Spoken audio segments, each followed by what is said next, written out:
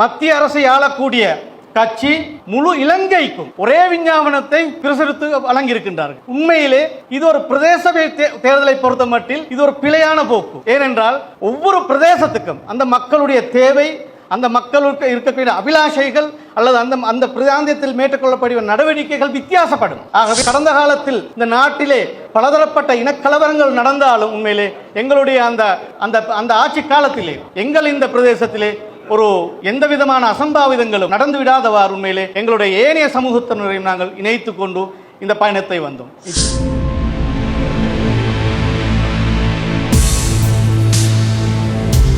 இந்த தேர்தலை பொறுத்த மட்டில் ஒரு பிரதேச சபையினுடைய பொறுப்புகள் என்ன, இன்ஷா அல்லாஹ் எதிர்வரும் 6ஆம் தேதி இந்த சபையை நாங்கள் கைப்பற்றிய பின்பு இந்த ஊருக்கு நாங்கள் எந்த மாதிரியான சேவைகளை அனுகூலங்களை கொண்டு வர இருக்கின்றோம் என்ற விடயங்களை ஒரு முன்மாதிரி நகரம் இந்த தொனிப்பொருளிலே ஒரு தேர்தல் விஞ்ஞாபனமாக, அதாவது அக்குர்ணை பிரதேச சபையினுடைய இந்த தேர்தலில் நாங்கள் செய்ய இருக்கும் விடயங்களை சுருக்கமாகவும் தெளிவாகவும் உங்களுக்கு சமர்ப்பிப்பதே உண்மையிலே இந்த கூட்டத்தினுடைய மிக முக்கிய நோக்கமாக இருந்து கொண்டிருக்கிறது. மிக அவசரமான முறையில் இந்த கூட்டம் ஏற்பாடு செய்யப்பட்டதனால் இன்ஷா அல்லாஹ் இனிவரும் நாட்களிலே நிச்சயமாக எங்களுடைய களப்பணியாளர்கள், எங்களுடைய வெற்றிக்காக உழைப்பவர்கள் இந்த ஒரு முன்மாதிரியான கிராமம், ஒரு மொடல் வில்லேஜ் இந்த பிரதியை உங்கள் வீடுகளுக்கு கொண்டு தருவார்கள் என்ற நற்செய்தியுடன், உண்மையில் உங்களுக்கு தெரியும் கடந்த 5 வருடங்கள் அக்குர்ணை பிரதேச சபையினுடைய தலைவராக இருந்து இந்த அக்குர்ணை பிரதேசத்திலே இருந்த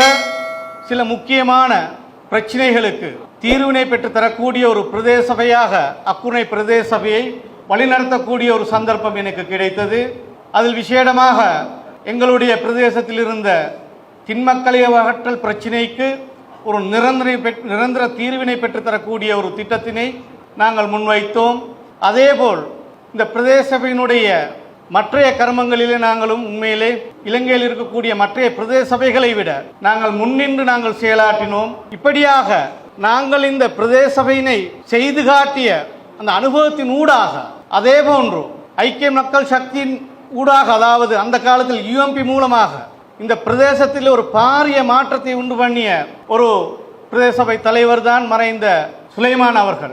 அதனைத் தொடர்ந்து பல கட்சிகளூடாக பல பிரதேச சபை தலைவர்கள் இந்த பிராந்தியத்தில் இந்த பிரதேசத்தில் உருவாகினார்கள். அவர்கள் செய்த நல்ல காரியங்களை இவற்றை எல்லாம் நாங்கள் ஒன்று சேர்த்து இனிவரும் காலங்களிலே இந்த அக்குர்ணை பிரதேசத்துக்கு எப்படியான முன்னேற்ற செயற்பாடுகள் தேவை என்பதைத்தான் இந்த தேர்தல் விஞ்ஞாபனம் மூலமாக நாங்கள் உங்களுக்கு முன்வைத்திருக்கின்றோம். நாங்கள் பார்க்கின்றோம் விசேடமாக மத்திய அரசை ஆளக்கூடிய கட்சி முழு இலங்கைக்கும் ஒரே விஞ்ஞாபனத்தை பிரசுரித்து வழங்கியிருக்கின்றார்கள். உண்மையிலே இது ஒரு பிரதேச தேர்தலை பொறுத்த மட்டில் இது ஒரு பிழையான போக்கு. ஏனென்றால் ஒவ்வொரு பிரதேசத்துக்கும் அந்த மக்களுடைய தேவை, அந்த மக்களுக்கு இருக்கக்கூடிய அபிலாஷைகள் அல்லது அந்த பிராந்தியத்தில் மேற்கொள்ளக்கூடிய நடவடிக்கைகள் வித்தியாசப்படும். ஆகவே பிரதேச சபைக்கு பிரதேச சபை உண்மையிலே இந்த விஞ்ஞானம் நிச்சயமாக, அதாவது வித்தியாசமாக இருக்க வேண்டும். உதாரணமாக அக்குர்ணைக்கு இருக்கக்கூடிய தேவையும் பூஜாபிட்டிக்கு இருக்கக்கூடிய தேவையும் அதே போன்று இங்கால் பார்த்ததும்பை இருக்கக்கூடிய தேவையும் வித்தியாசம்.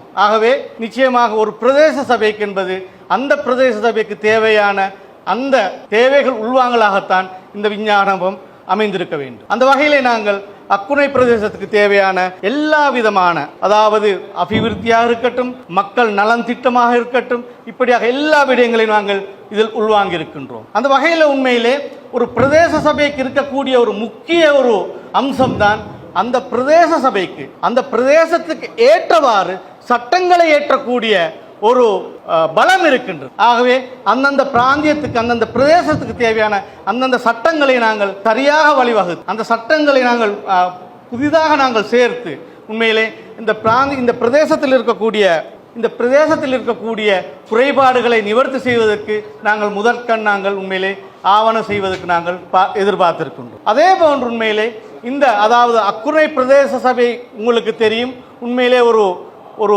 வித்தியாசமான ஒரு பிரதேச சபை, அதாவது மூவின மக்களும் கலந்து வாழக்கூடிய ஒரு பிரதேச சபை, ஒரு பிரதேச எல்லையை கொண்ட ஒரு பிரதேச சபையாக இருந்து கொண்டிருக்கின்றது. இதில் நாங்கள் முஸ்லீம்கள் 165% வாழ்ந்து நாங்கள் பெரும்பான்மையாக நாங்கள் இருக்கின்றோம். ஆகவே எங்களுடைய இதர எங்கள் சிங்கள அதே போன்று தமிழ் சகோதரர்களையும் நாங்கள் இணைத்து கொண்டு எங்களுடைய பணிகளை ஆற்ற வேண்டிய ஒரு தலையாய பொறுப்பு எங்களுக்கு இருக்கின்றது. அந்த வகையில் நாங்கள் கடந்த காலத்தில் இந்த நாட்டிலே பலதரப்பட்ட இனக்கலவரங்கள் நடந்தாலும் உண்மையிலே எங்களுடைய அந்த ஆட்சி காலத்திலே எங்கள் இந்த பிரதேசத்திலே ஒரு எந்த விதமான அசம்பாவிதங்களும் நடந்து விடாதவாறு உண்மையிலே எங்களுடைய ஏனைய சமூகத்தினரையும் நாங்கள் இணைத்து கொண்டு இந்த பயணத்தை வந்தோம். இன்ஷா அல்லாஹ் எதிர்வரும் காலங்களிலும் நாங்கள் உண்மையிலே நாங்கள் அப்படியான ஒரு முன்மாதிரியான பிரதேச சபையை செய்து காட்டுவதுதான் இன்ஷா அல்லாஹ் எங்களுடைய எதிர்பார்ப்பாக இருந்து கொண்டிருக்கும். உங்களுக்கு தெரியும், இன்று அக்குர்ணையை பொறுத்த மட்டில் பதிவு செய்யப்பட்ட கட்சிகள் சுயேட்சை குழுக்கள் என்று 9 இந்த பிரதேச சபைக்கு போட்டியிடுகின்றார்கள். இந்த 9 அணியையும் நாங்கள் எடுத்து பார்த்தால் நிச்சயமாக ஐக்கிய மக்கள் சக்தியினுடைய இந்த பட்டியல் தான் உண்மையில அனுபவம் மிக்க, திறமை மிக்க, மக்களுடன் மக்களாக நின்று மக்களுக்கு பணி செய்யக்கூடிய வேட்பாளர்களை உள்வாங்கிய ஒரு அணியாக இருந்து கொண்டிருக்கின்றது. இந்த இடத்திலே நான் அதற்கு உண்மையிலே முன்னாள் அமைச்சர், எங்களுடைய அமைப்பாளர் மதிப்புக்குரிய எம்எச்ஏ அலீம் அவர்களுக்கு நான் எனது மனமார்ந்த நன்றியை நான் தெரிவித்துக் கொள்கின்றேன். இப்படியாக உண்மையிலே ஒரு பிரதேச சபை எப்படி அமைய வேண்டும், ஒரு பிரதேச சபையினூடாக எப்படியாக முன்னேற்றங்கள் முன்னெடுக்கப்பட வேண்டும் என்பதற்கு உண்மையிலே மிக சிறந்த ஒரு அணி களமிறக்கப்பட்டிருக்கின்றது. இன்று நாங்கள் மற்ற அணிகளை நாங்கள் பார்த்தால் நான் விமர்சனம் செய்யவில்லை. உண்மையிலே எந்தவித அனுபவம் இல்லாமல் இந்த பிரதேச சபைக்கு உண்மையிலே மலைக்கு கூட ஒதுங்காதவர்கள் தான் மற்ற கட்சிகளிலே வேட்பாளர்களாக இருக்கின்றார்கள். இப்படியாக உண்மையிலே ஒரு குட்டி அரசாங்கத்தை எங்களுடைய ஊருக்கு ஒரு ஜனாதிபதியும் எங்களுடைய ஊருக்கு உறுப்பினர்களையும் நாங்கள் தெரிவு செய்யக்கூடிய ஒரு மிக முக்கியமான ஒரு தேர்தலிலே நாங்கள் அனுபவம் இல்லாதவர்களை இந்த பிராதேச சபைக்கு அனுப்பி நாங்கள் என்ன நலனை நாங்கள் எதிர்பார்க்கின்றோம் என்பதுதான் இன்றைக்கு இருக்கக்கூடிய ஒரு மிக முக்கியமான கேள்வி. ஆகவே இன்று இந்த அரச தரப்பை எடுத்துக்கொண்டால் அவர்களுடைய எல்லா விதமான இந்த தேர்தல் பிரச்சார உத்திகளையும் அவர்கள் கொண்டு வந்தார்கள். ஆனால் அவை எதுவுமே என்று பயனளிக்கவில்லை. அவர்கள் இப்ப கடைசியாக இந்த கடந்த 2-3 நாட்களாக ஊராக சென்று சொல்லக்கூடிய ஒரே விஷயம், அதாவது மத்தியை ஆளக்கூடிய கட்சிக்கு வாக்களியுங்கள். நான் அவர்களிடம் கேட்பது உண்மையிலே இந்த ஆளுந்தர் மத்திய ஆளும் தரப்புக்கு நாங்கள் வாக்களிப்பதனால் எங்கள் ஊருக்கு கிடைக்கக்கூடிய அனுகூலங்கள் என்ன, இதை உண்மையில் அவர்களால் சொல்ல முடியாது. அவர்கள் சொல்ல தெரியவில்லை. ஆகவே ஒரு பிரதேச சபை என்பது எந்த விதத்திலுமே மத்திய அரசாங்கத்தினால் கட்டுப்படுத்த இயலாது. அப்படி கட்டுப்படுத்த இயலும் என்றால்